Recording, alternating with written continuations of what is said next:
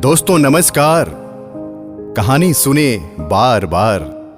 आप हमारे साथ सुन रहे हैं स्टोरी विथ रणजीत। सुनिए सुकून से। आज मैं आपको कहानी सुनाऊंगा। सुभद्रा कुमारी चौहान की एक महत्वपूर्ण कहानी है, हींग वाला। तो आइए सुनते हैं कहानी हींग वाला। लगभग 35 साल का एक खान आंगन में आकर रुक गया। हमेशा की तरह उसकी आवाज सुनाई दी, अम्मा, ओ अम्मा, हींग लोगी? पीठ पर बंधे हुए पीपे को खोलकर उसने नीचे रख दिया और मौलसिरी के नीचे बने हुए चबूतरे पर बैठ गया। भीतर बरामदे से 9-10 वर्ष का एक बालक ने बाहर निकलकर उत्तर दिया, अभी कुछ नहीं लेना है, जाओ। पर खान भला क्यों जाने लगा। जरा आराम से बैठ गया और अपने साफे के छोर से हवा करता हुआ बोला, अम्मा, हींग ले लो अम्मा। हम अपने देश जाता है, बहुत दिनों में लौटेगा। सावित्री रसोई घर से हाथ धोकर बाहर आई और बोली, हींग तो बहुत सी ले रखी है खान। अभी 15 दिन हुए नहीं, तुमसे ही तो ली थी। वह उसी स्वर में फिर बोला, अब मेरा हींग है मां, हमको तुम्हारे हाथ की बोहनी लगती है। एक ही तोला ले लो, पर ले लो जरूर।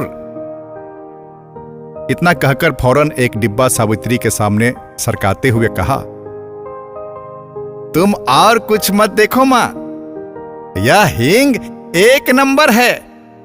हम तुम्हें धोखा नहीं देगा। सावित्री बोली, पर हींग लेकर करूंगी क्या? ढेर सी तो रखी है। खान ने कहा, कुछ भी ले लो अम्मा, हम देने के लिए आया है। घर में पड़े रहेगी।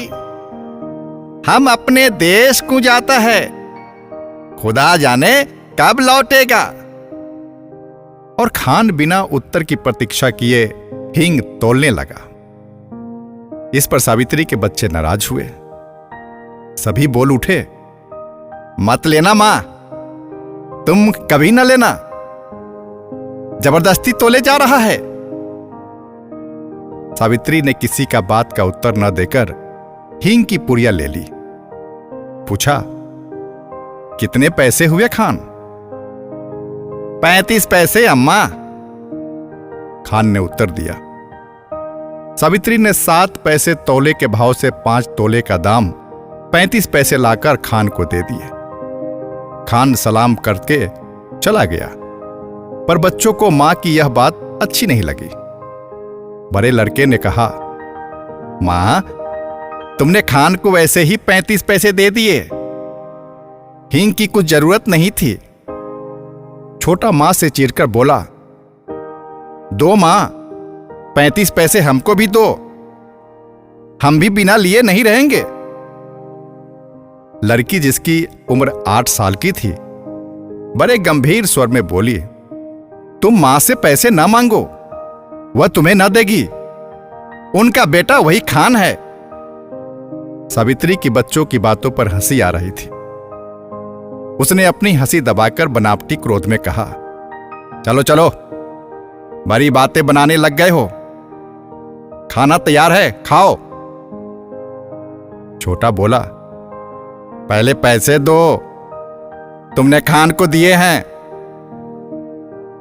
सावित्री ने कहा, खान ने पैसे के बदले हींग दी है, तुम क्या दोगे? छोटा बोला, मिट्टी देंगे। सावित्री हंस पड़ी। अच्छा चलो, पहले खाना खा लो, फिर मैं रुपया तुड़वाकर तीनों को पैसे दूंगी। खाना खाते खाते हिसाब लगाया। तीनों में बराबर पैसे कैसे बंटे। छोटा कुछ पैसे कम लेने की बात पर बिगड़ पड़ा। कभी नहीं, मैं कम पैसे नहीं लूंगा। दोनों में मारपीट हो चुकी होती यदि मुन्नी थोड़े कम पैसे स्वयं लेना स्वीकार न कर लेती।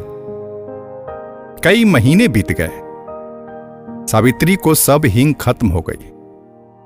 इस बीच होली आ गई।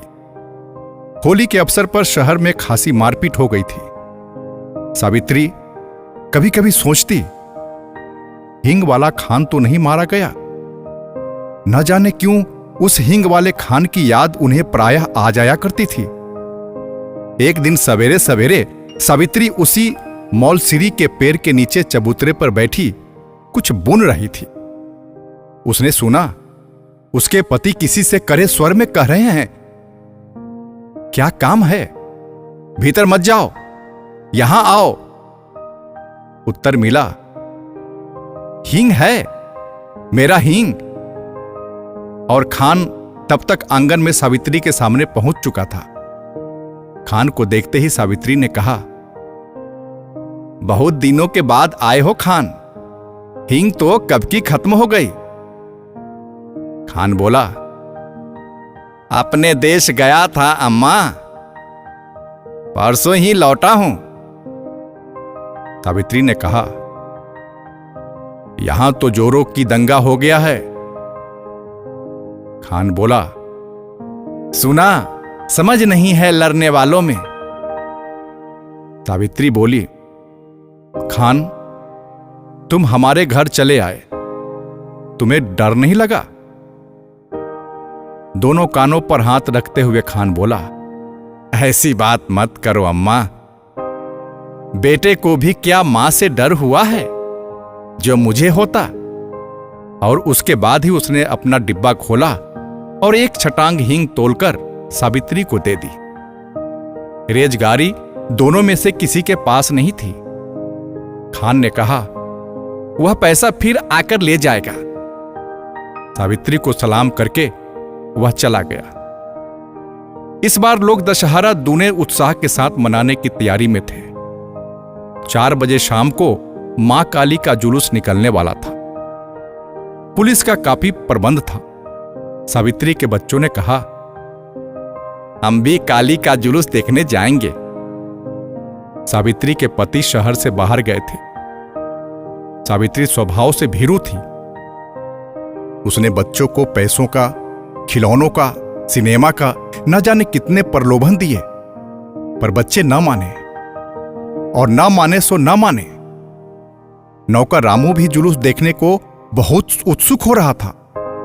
उसने कहा, भेज दो ना माँ जी, मैं अभी दिखाकर लिए आता हूं।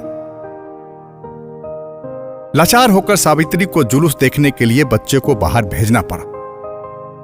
उसने बार बार रामू को ताकीद की कि दिन रहते ही वह बच्चों को लेकर लौट आए। बच्चों को भेजने के साथ ही सावित्री लौटने की प्रतीक्षा करने लगी। देखते ही देखते दिन ढल चला। अंधेरा भी बढ़ने लगा, पर बच्चे न लौटे। अब सावित्री को न भीतर का चैन था न बाहर। इतने में उसे कुछ आदमी सड़क पर भागते हुए जान पड़े। वह दौड़कर बाहर आई, पूछा, ऐसे क्यों भाग रहे हो? जुलूस तो निकल गया ना? एक आदमी बोला, दंगा हो गया जी, बड़ा भारी दंगा। सावित्री के हाथ पैर ठंडे हो गए। तभी कुछ लोग तेजी से आते हुए दिखे। सावित्री ने उन्हें भी रोका। उन्होंने भी कहा, दंगा हो गया। अब सावित्री क्या करे? उन्हीं में से एक से कहा, भाई तुम मेरे बच्चे को खबर ला दो। 2 लड़के हैं, 1 लड़की। मैं तुम्हें मुंह मांगा इनाम दूंगी। एक देहाती ने जवाब दिया, क्या हम तुम्हारे बच्चों को पहचानते हैं मां जी? यह कहकर वह चला गया। सावित्री सोचने लगी, सच तो है, इतनी भीड़ में भला कोई आदमी बच्चों को खोजे भी कैसे? पर अब वह भी करे क्या? उसे रह रहकर अपने पर क्रोध आ रहा था। आखिर उसने बच्चे को भेजा ही क्यों?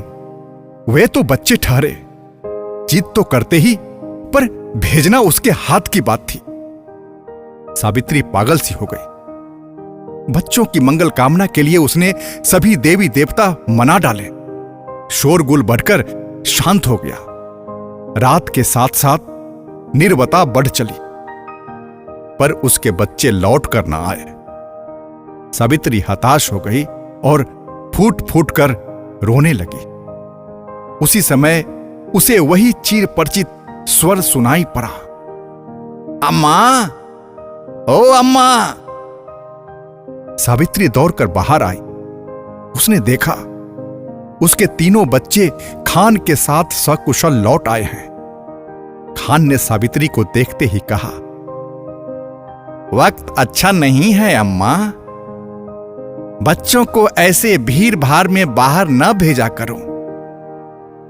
बच्चे दौड़कर मां से लिपट गए। दोस्तों, ये कहानी कैसी लगी ये आप जरूर कमेंट्स में लिखकर बताएंगे और आगे की कहानी